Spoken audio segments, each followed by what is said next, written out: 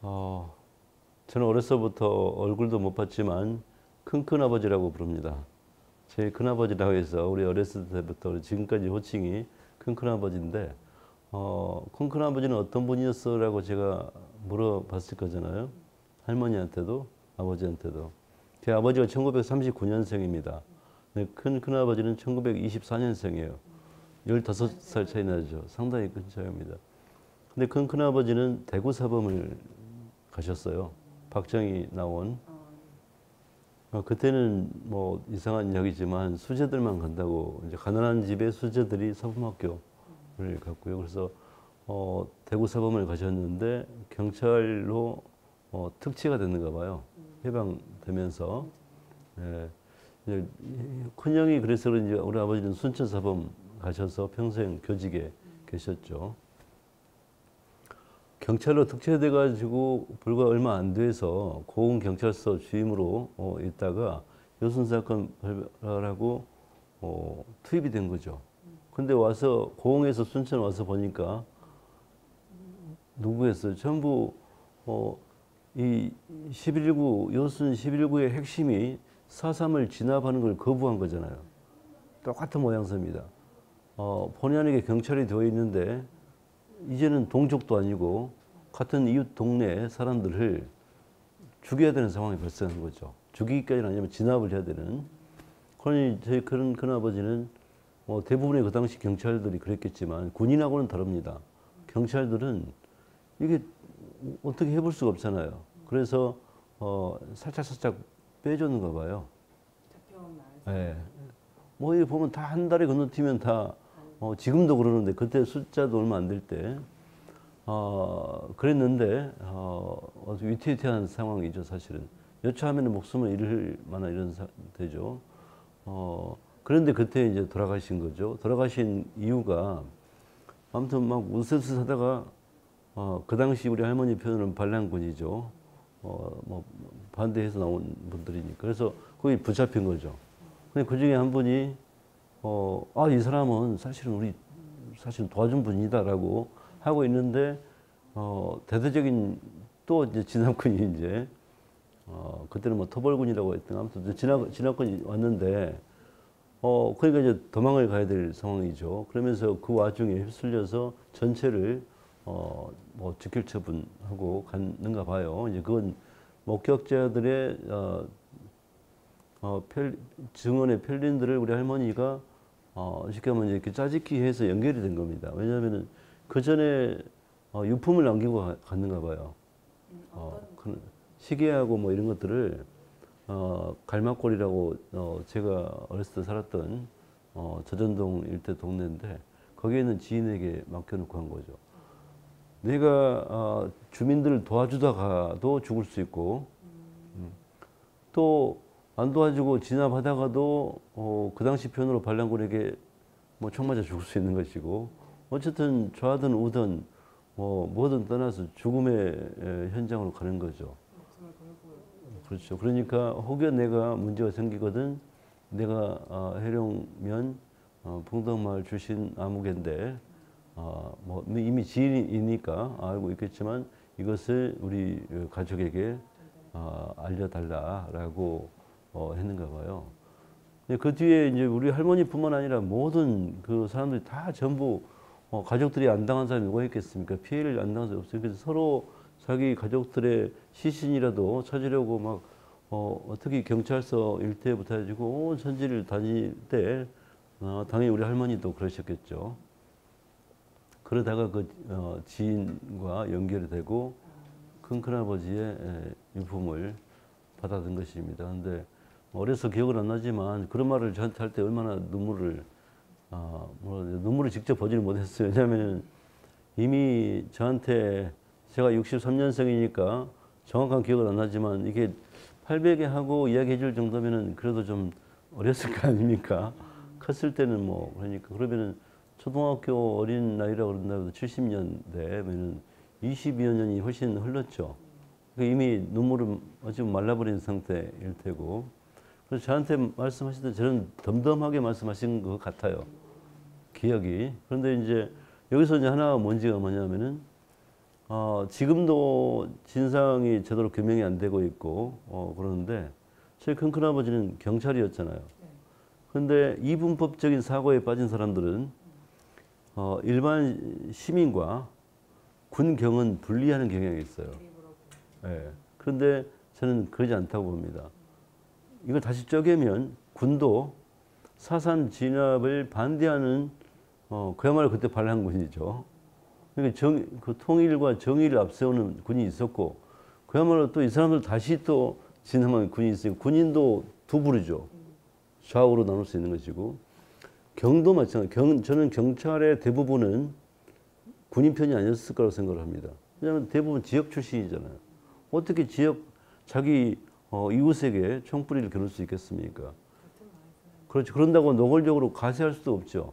뭐 가세한 사람이 있었을 수도 있겠지만 이게 그 당시만 해도 얼마 전까지만 해도 이 구분이 모호했을 때는 저 경찰로 돌아가셨네? 그러면은 자칫 무슨 토벌이나 하다가 이렇게 오해받을 수도 있거든요. 제 할머니는 이제 할아버지조차도 제가 태어나기 전에 돌아가셨어요. 알 수는 없지만 그런 한들도 있지 않겠습니까? 젊은 나이에 돌아가셨죠. 태어나기 전에 돌아가셨고 할머니는 제가 20대 후반에 돌아가셨으니까 사별하고는 30년 넘게 됐으니 그러면 추정컨대 할아버지는 일찍 돌아가신 거죠. 큰아들이 비명 행사한 충격도 있었을 것이다 짐작을 합니다. 근데 할머니는 제가 아기 때부터 본 게 그때부터 곰방대를 물고 평생을 곰방대를 물고 계셨어요. 네, 그랬을 거라 보고 그러니까 그게 삭혀진 것이지 않을까 생각을 합니다. 저도 눈물의 기억이 없다는 이야기죠. 뭐 이렇게 지금 같으면은 막 눈물을 흘릴 것 같은데 그게 이제 20년 넘게 30년 가까이 되면서 뭔가 좀 한이 좀 삭혀져 버리지 않았을까. 덤덤한 말씀들이 많았죠. 유가족분들 저희가 만나고 다니면 그런 얘기 하시더라고요. 나서지 말라는 얘기를 듣고 자라신 분들이 굉장히 많고 그렇죠. 더 나아가서 배우지 말라고 하는 이야기도 많이 들으셨대요.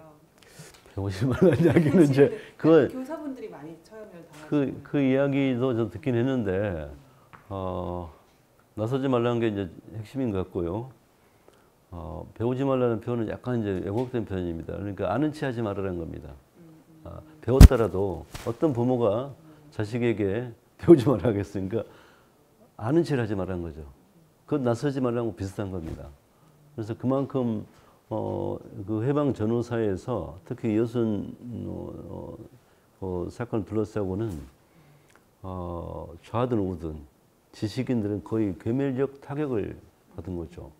순천에 가서 인물 자랑하지 말라. 사람들은 외모로 이야기를 많이 합니다. 근데 저는 그게 아니라고 봅니다. 벌교에서 주먹 자랑하지 말라. 깡패를 말한 게 아니에요.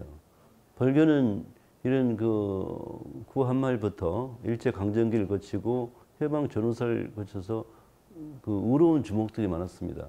일본 순사를 때려잡고 주먹으로. 그렇기 때문에 벌교에서 주먹 자랑하지 말라는 거예요. 순천에서 인물 자랑하지 말라는 것은 진짜 인물을 말하는 겁니다. 그래서 순천의 인물은 어디 갔냐? 여순을 전후로 해서 괴멸적인 타격을 입은 겁니다. 이념의 스펙트럼하고는 아무 관계없어요. 여기 휩쓸린 순간 거의 다 돌아가신 거죠. 저는 그래서 그 다음에는 그러면 인물이 없냐? 인물이 숨어버리는 거죠. 나서지 말아라 그러니까 못 나서는 겁니다. 제 기억을 지배한 건 두 가지입니다. 하나는 여순의 그런 것이 인자화돼서 저에게 물려졌다고 저는 생각을 해요. 이 동부 지역에서 살아온 저 입장에서는. 그리고 고등학교 때 경험을 했던 5.18의 기억들이 사진으로 형상화된 게 대학교 2학년 때입니다. 83년. 80년의 기억들은 그야말로 단편적인 것들인데 83년쯤 돼서 문건들이 이렇게 돌아다녔어요. 요즘 우리가 쉽게 볼 수 있는 그 5.18 관련 사진들이 문건으로 해서 돌아다녔는데 저는 그것을 보고 잊을 수가 없어요. 왜냐하면 제가 대학을 갔을 때가 82년인데 그러면은 한 세대가 훨씬 훌쩍 넘었잖아요. 1948년에서 80이면 34년이 지났죠. 한 세대가 훌쩍 지난 때 내가 대학을 갔잖아요. 그때는 아시다시피 전두환 독재 정권 시절이고, 나를 비롯한 뭐 선배들, 친구들 전부 학생운동을 했죠. 독재에 반대하는 민주화 운동을 한 것이죠. 안 하면 이상한 사람이었어요. 저한테 누가 왜 학생운동을 왜 했니? 또 뭐 그런 뭐 더구나 서울대학교 가지고 왜 학생운동 했어? 그러는데 정말 그래요. 왜냐 안 하는 사람이 이상한 사람이에요. 일제 강점기 때 독립운동을 막 총 들고는 안 해도 일제에 반발을 해야 되는데 거기 빌붙어 있으면 이상한 사람이잖아요. 그런 것처럼 여기는 아무튼 학생운동은 거의 의무 같은 분위기. 다만 저는 조금 더 열심히 했을 뿐이지 했어요. 근데 이상하게 순천 출신이 그때 엄청 갔거든요. 서울대학교를. 순천고. 네, 순천고 출신이 엄청 갔는데 1년도 안 돼서 그냥 다 그만둬요. 운동을 하다가요. 네, 학생운동 하다가. 그래서 저는 처음에는 몰랐죠. 비겁한 놈들이 많구나 이렇게 생각했는데 곰곰이 그런 할머니의 말씀과 또 선생님들 말씀과 또 방학 때 와서 이야기를 들어보니까 아마도 이럴 것이다라는 추정을 한 거죠. 뭐라고 할머니가 주로 말씀하셨어요? 나서지 말으라는 얘기를 했어요. 그 어린 아이에게. 제가 대학교 갈 때까지 그 할머니는 살아 계셨으니까 제가 공교롭게도 노동운동 할 때 돌아가셨어요. 그런데 다행스러운 것은 돌아가신 할머니가 제가 노동운동 한지를 몰라요. 하지 말라고 했는데 나선 서울대학교 간 것까지만 알고 그 뒤로는 굳이 관심이 안 가시잖아요. 그러니까 이제 왜 취직을 안 하니 뭐 이런 것은 여쭤보셨는데 뭘 한지는 모르죠. 근데 제가 만약에 나서서 할머니 말씀 좀 나서서 학교를 제적당하고 공장을 다니고 노동운동을 하고 있다는 거 알면은 어땠을까요? 본인의 그 분신같이 생각했던 손주가 또 큰아들이 그렇게 비명 행사했는데 그래서 저뿐만 아니라 많은 우리 그 동부 지역을 살아가는 주민들의 10중 8구는 그러지 않을까 생각을 합니다. 그러니까 나서면은 이게 정 맞는다. 모난돌이 정 맞는다 이런 것처럼 그러니까는 그 학생운동하는 징후만 보여도 부모님들이 와가지고 못하게 하는 거죠. 근데 저는 계속했죠. 제가 그때 이제 가드라고 소위 그 데모 주동한 사람을 보호하는 역할을 해요. 근데 이 선배가 이 나무 위에 올라가기로 했는데 나무 밑에서 이제 우리 후배들이 딱 포위하고 있어요. 그 선배가 올라가면 이걸 경찰들이 맞는데 이게 안 나타난 거예요. 그래서 속으로 선배가 도망갔나? 겁먹고 도망갔나 했는데 갑자기 도서관 옆에서 퍽 소리나서 보니까 피가 이렇게 팍 터지면서 죽어 있는 거예요. 근데 그걸 보고 피가 정말 끓더라고요. 그래서 5.18 때 그 시민들이 죽어갈 때 광주 시민들이 어떠했을까는 저는 미루어 짐작이 됩니다. 남들이 저한테 눈이 돌았다 그러더라고요. 옆에서 보니까 물불을 갈수 가지고 그때 서울대학교 역사상 가장 치열한 전투가 벌어졌습니다. 밑에는 경찰들이 지나버리고 우리는 뭐 거의 이만한 돌을 이만한 짱돌이 아니고 이만한 돌을 막 집어 던질 정도로 아주 거의 그 뭐 피바다 같은 경우가 발생했죠. 그래서 경찰들이 온 강의실이고 전 캠퍼스를 유린을 했었거든요. 그때가 2학년입니다. 대학교. 21살 나이에. 그래서 이렇게는 더 이상 갈 수 없다. 뭘 할까? 학생운동을 평생 할까? 그럴 수는 없잖아요. 그래서 노동운동을 해야겠다. 그래서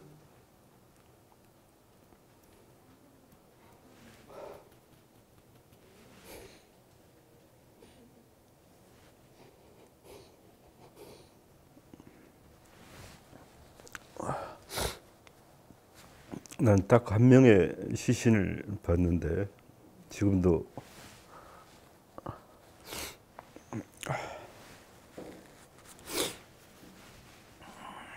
지금도 이러네요. 30년 이상.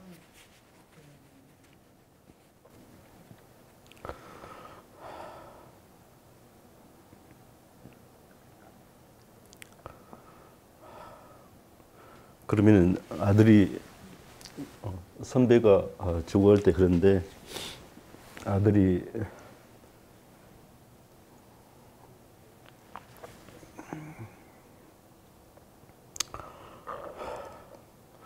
죽고 남편이 죽고 아버지가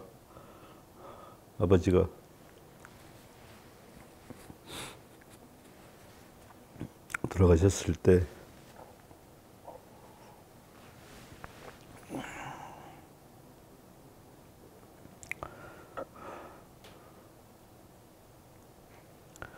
그분들에 비하면 사실은 저는 별거 아닌데 제가 이럴 정도면 얼마나 한이 맺혔을까 생각을 합니다. 대학을 다니면서 고시를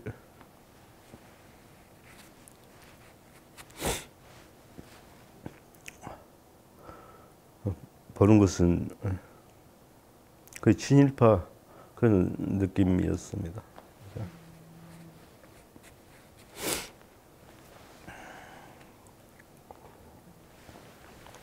그래서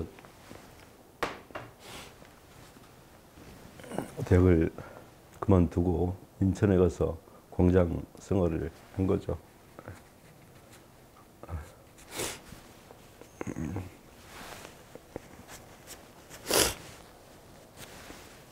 사실 시장님이랑 직접적으로 연관이 있는 건 아니잖아요. 그런 민족화 운동 같은 것들이. 큰아버지도 사실 프로모스랑 연관이 있는 건 아니잖아요. 네. 그런 것들을 가끔씩은 생각도 하셨을 것 같은데.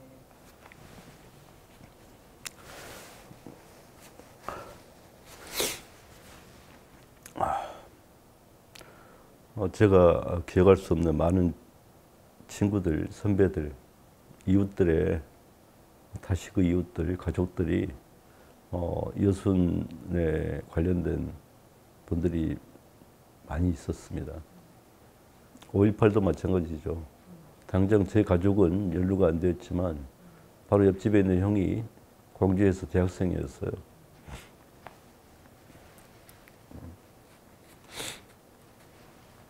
그래서 그 치열한 현장에는 시간적으로, 공간적으로 없었지만 적어도 광주 전남을 살아가고 또 여순 때 동부 지역에 살아간 모든 사람들은 피해자고 희생자고 또 누구도 가해자는 저는 없다고 생각을 합니다. 총을 쏜 군인들이 싫어서 쐈겠습니까? 명령을 이행한 것이고 쏘지 않으면 내가 죽겠다. 이런 상황에서 5.18도 있었고 여순도 있었고 저는 그렇다고 생각합니다. 그렇다면 총을 쏜 군인들도 또 다른 피해자일 수가 있는 것이죠.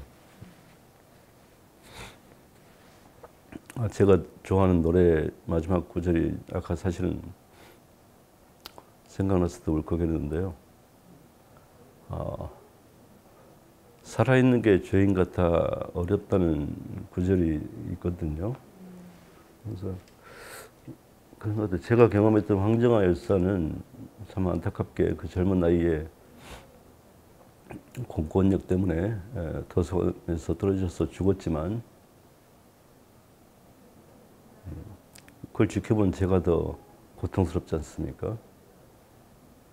여순 때 돌아가신 많은 영령들이 부천을 떠돌고 있겠지만 사실은 그 남은 가족들과 많은 지켜보는 이들과 또 그 후손들과 5.18도 마찬가지입니다. 그때 돌아가신 분들, 부상당한 분들 또 있겠지만 그 이웃과 친지와 모든 사람들, 대한민국을 살아가는 양심 있는 사람들은 대부분 가슴속에 그런 멍울이 들었을 거라는 생각을 하거든요. 80년대 후반에 전남 동부지역 사회연구소가 만들어지고 기관지 지역과 전망을 창간할 때 제가 지역조사와 여순 사건 체록을 했습니다. 그때 경로당에 가서 어르신들에게 처음에는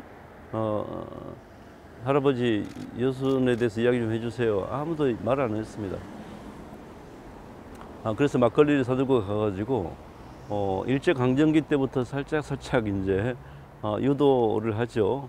점자 그러면 이제 해방이 되고 광복 이후에 전후에 이야기하다가 48년째로 쭉 올라오면 자연스럽게 말을 꺼냅니다. 그것도 막걸리 기운에. 그래서 이게 여수 순천을 이야기하는 것은 거의 금기시 되어 있는 거고, 또 금기라기보다는 뭐 누구든 좌든 우든 이념의 스펙트럼에 관계없이 가슴속에 어떤 응어리로 남아 있는 거예요. 그래서 이것을 끄집어내는 것은 어마어마한 용기가 필요한 것입니다. 그래서 뭐 제가 이럴 정도니까 여수 순천의 진실을 아는 사람들은 많지 않다고 보는 겁니다. 48년보다 훨씬 뒤에 일어났던 32년 뒤에 일어났던 80년 5월은 많은 범국민적인 노력에 의해서 진실이 규명이 되고 뭐 이렇게 되지 않습니까? 그런데 그 전에 있었던 여수는 더 오래된 기억인데 아직까지도 그 파편들이 흩뿌려져 있는 것이죠. 제일 중요한 것은 시민의 또 국민의 관심입니다. 그래서 국민 여러분들께서 좀 관심을 갖게 하자고 제가 노래도 만들고 뭐 여러 가지 하고 있거든요. 그래서 지난해 여수 MBC와 함께 우리가 여순항쟁 창작 가요제를 했지 않습니까? 정말 주옥 같은 노래가 7곡이 선정되었어요. 거기 하나의 헌정곡까지 합쳐서 8곡을 저는 차에서도 제 사무실에서도 집에서도 심지어 휴대폰에도 있습니다. 제가 음치인데 거의 다 흥얼거립니다. 왜냐하면 그 가락도 좋지만 그 가사가 담고 있는 의미가 너무나 가슴에 와닿는 거죠. 그래서 이것을 우리 유족들뿐만 아니라 온 국민이 좀 불렀으면 좋겠어요. 혹은 들었으면 좋겠어요. 누구든 여수 순천에 대해서 자유롭게 이야기하고 자유롭게 노래하고 자유롭게 그림을 그리는 그런 시절이 되기를 또 생각을 합니다.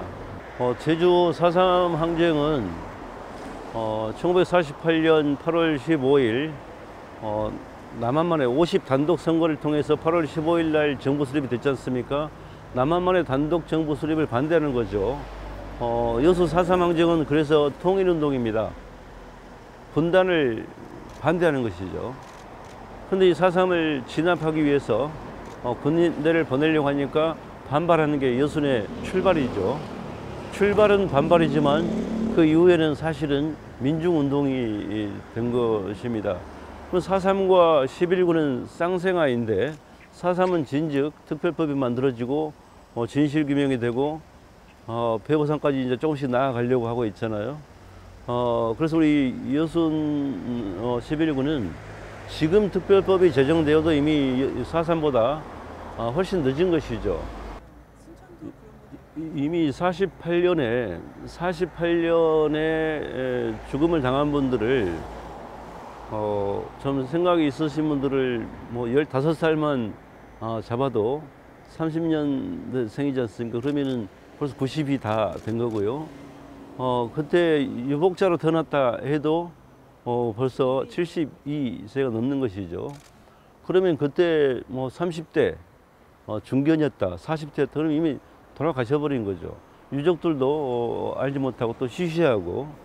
그래서 저는 하루라도 빨리 더 시간이 가기 전에 이러한 그 진상을 규명해야 되는데, 그러자면은 시민단체의 노력만으로는 안 됩니다. 정부나 이 지자체에서 예산을 확보해 가지고 체록을 해야 한다는 것이죠. 제가 30여 년 전에 20여 년 전에 막걸리 사들면서 했던 일들을 이제는 정부와 지자체에서 체계적으로 또 전문가들이 나서서 해야 한다는 것입니다. 그리고 막걸리 줄 게 아니고 증언하면 좀 보상을 해줘야죠. 이렇게 해서 방대한 자료를 해놓고, 이 중에는 뭐 착오에 의한 거라든지 또 뭐 이렇게 있을 수 있지만 일단은 녹취라도 해놔야만 거기서 끄집어낼 수 있지 않겠습니까? 그래서 저는 매우 시급한 과제다라고 생각을 합니다.